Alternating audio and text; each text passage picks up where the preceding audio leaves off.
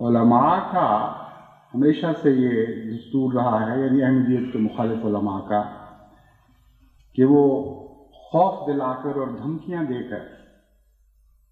सियासतदान को मरूब करने की कोशिश करते हैं, और शुरू में उनको सिर्फ इतनी बात दिखाते हैं कि हमारा मुतालबा तो इसके सिवा कुछ नहीं कि एक छोटी सी जमात को मरदूद करार दे दो और उसके खिलाफ हर किस्म की ज्यादतियों को बर्दाश्त कर जाओ। जहां तक अक्सरियत का ताल्लुक है वो तुम्हारे साथ रहेगी, तुम हमारी ज़बान के चरखों से भी बचे रहोगे और सारी कौम में तुम्हारी मकबूलियत होगी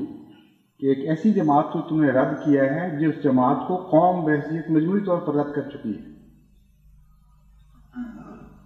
और ये अक्सरियत का फैसला है।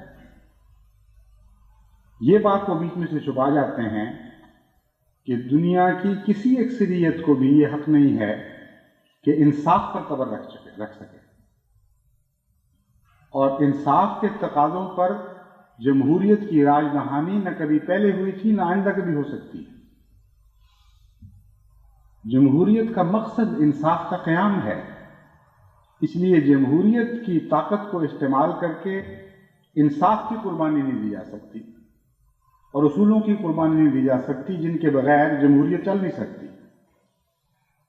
तो इस हिस्से पर हाथ रखते हुए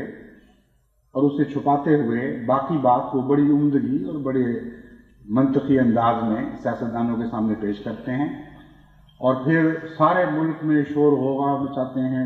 शोर मचाते हैं, और एक मुहिम चला देते हैं अखबारों में धमकाने की, मरूब करने की। वो कहते हैं देखो इतनी सी बात है, खबरदार जो इस जमात की किसी ने तायीद की, अगर तुमने तायीद की तो हम शोर मचाएंगे और आवाम को बताएंगे, उनको कहेंगे गलियों में निकलो, ये लोग फलां नवाज हैं और फलां की तायीद में उठ खड़े हुए हैं और उनके ज़रिए से ताकत में आए थे, उनके साथ इनकी साजबाज है और ये और वो। फजल के अरीब व गरीब ऐसी कहानियाँ हैं जिन्हें वो धमकाने के लिए इस्तेमाल करते हैं। जहाँ तक मौजूदा हुकूमत की सियासी पार्टी का ताल्लुक़ है, मैं जानता हूँ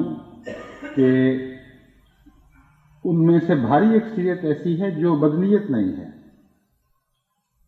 उनके असूल भी आज़ाद थे। उन्होंने अवाम से ये वादा किया था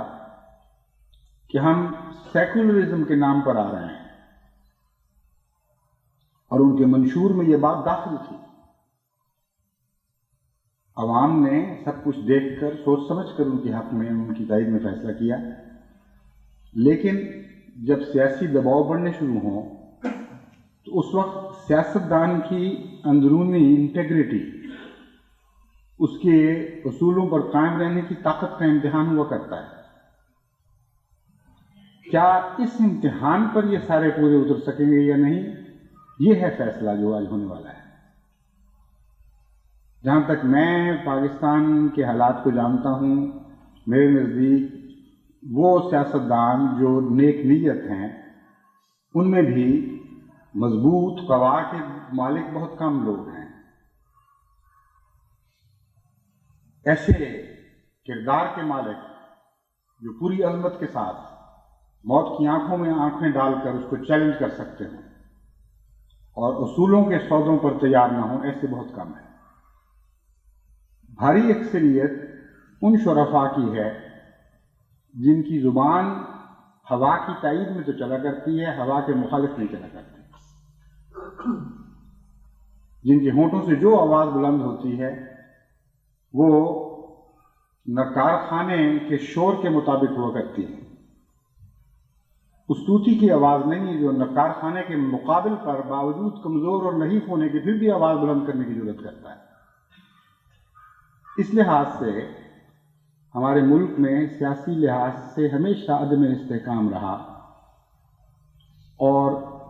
कायदे आज़म के बाद बदनसीबी से कौम ने फिर कभी बासूल सियासत का मुंह नहीं देखा।